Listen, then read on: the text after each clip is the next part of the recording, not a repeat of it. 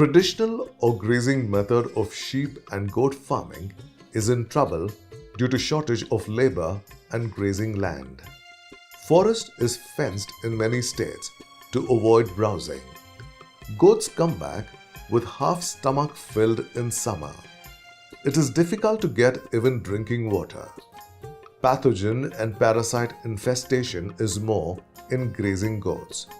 Problem of worms is persistent in forest regions and areas with medium and heavy rainfall.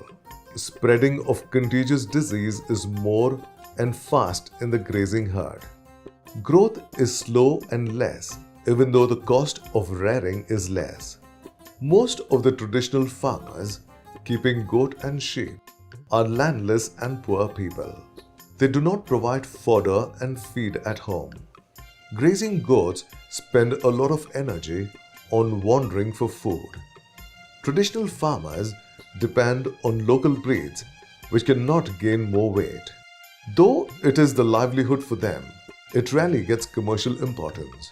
Hence, stall feeding is the only solution for commercial and viable farming of goats.